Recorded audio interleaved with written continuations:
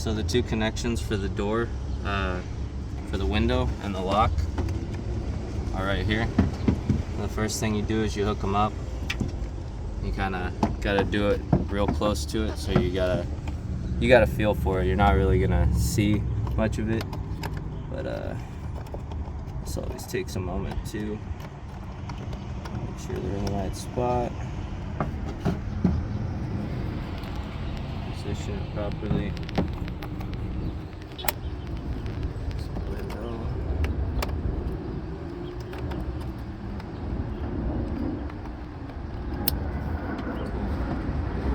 And then usually how you do it is you lift up this top part and you kind of bend it over this edge of the window frame.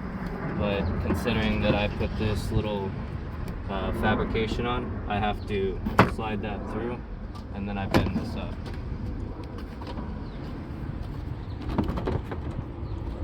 And once you bend it up, get it in, 1, 2, make sure it's all set there. And then you have 3 screws. You got 1, 2, 3 that you need to hook up. And then I got a couple more down here. There's one more electrical thing that you need to hook up, and that's right here. And that's for just your bottom light. And that'll just come right in, hook in right there. Then you can just pop that right in. It's no stress whatsoever. After you get the screws hooked in, you got your 3 top ones, you throw, you can pause it, your top hatch on, and these just have, one of my clips broke, that was this one, and that goes to there, but other than that, these just clip right in here. You fold it in at an angle, and it's in. And you got a perfectly working door. And then with that, you have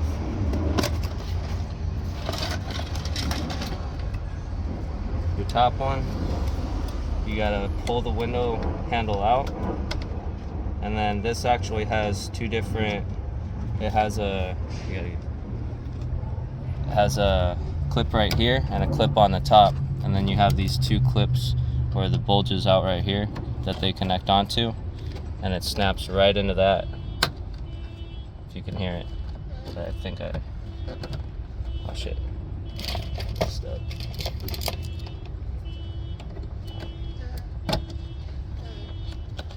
So it has this little curve that goes right into this little white square, so you gotta kind of angle it in, and once it's in, that's when you pop it in.